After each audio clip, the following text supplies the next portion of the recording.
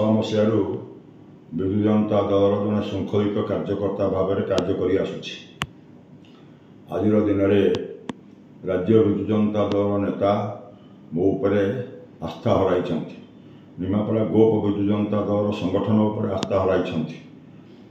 ନେତା ଯେହେତୁ ମୋ ଉପରେ ଆସ୍ଥା ହରାଇଛନ୍ତି, ତେଣୁ ଦଳରେ ରହିବା ମୋ ପାଖରେ ସମୀଚୀନ ହେଉନାହିଁ। ସୁତରାଂ ଦଳର ପ୍ରାଥମିକ ସଭ୍ୟ ପଦରୁ ଆଜି ଇସ୍ତଫା ଦେଉଅଛି। ମୋ ଇସ୍ତଫା ପତ୍ର ମାନ୍ୟବର ଦଳର ସଭାପତି ଶ୍ରୀଯୁକ୍ତ ନବୀନ ପଟ୍ଟନାୟକ ପାଖକୁ ପ୍ରେରଣ କରିଛି। 2006 ମସିହାରୁ ବିଜୁ ଜନତା ଦଳର ଜଣେ ଶୃଙ୍ଖଳିତ କାର୍ଯ୍ୟକର୍ତ୍ତା ଭାବରେ କାର୍ଯ୍ୟ କରି ଆସୁଛି।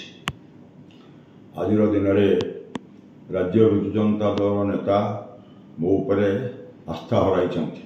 ନିମାପଡ଼ା ଗୋପ ବିଜୁ ଜନତା ଦଳର ସଂଗଠନ ଉପରେ ଆସ୍ଥା ହରାଇଛନ୍ତି। ନେତା ଯେହେତୁ ମୋ ଉପରେ ଆସ୍ଥା ହରାଇଛନ୍ତି, ତେଣୁ ଦଳରେ ରହିବା ମୋ ପାଖରେ ସମୀଚୀନ ହେଉନାହିଁ। ସୁତରାଂ ଦଳର ପ୍ରାଥମିକ ସଭ୍ୟ ପଦରୁ ଆଜି ଇସ୍ତଫା ଦେଉଅଛି। ମୋ ଇସ୍ତଫା ପତ୍ର ମାନ୍ୟବର ଦଳର ସଭାପତି ଶ୍ରୀଯୁକ୍ତ ନବୀନ ପଟ୍ଟନାୟକ ପାଖକୁ ପ୍ରେରଣ କରିଛି। 2006 ମସିହାରୁ ବିଜୁ ଜନତା ଦଳର ଜଣେ ଶୃଙ୍ଖଳିତ କାର୍ଯ୍ୟକର୍ତ୍ତା ଭାବରେ କାର୍ଯ୍ୟ କରି ଆସୁଛି। ଆଜିର ଦିନରେ ରାଜ୍ୟ ବିଜୁ ଜନତା ଦଳର ନେତା ମୋ ଉପରେ ଆସ୍ଥା ହରାଇଛନ୍ତି। ନିମାପଡ଼ା ଗୋପ ବିଜୁ ଜନତା ଦଳର ସଂଗଠନ ଉପରେ ଆସ୍ଥା ହରାଇଛନ୍ତି। ନେତା ଯେହେତୁ ମୋ ଉପରେ ଆସ୍ଥା ହରାଇଛନ୍ତି, ତେଣୁ ଦଳରେ ରହିବା ମୋ ପାଖରେ ସମୀଚୀନ ହେଉନାହିଁ।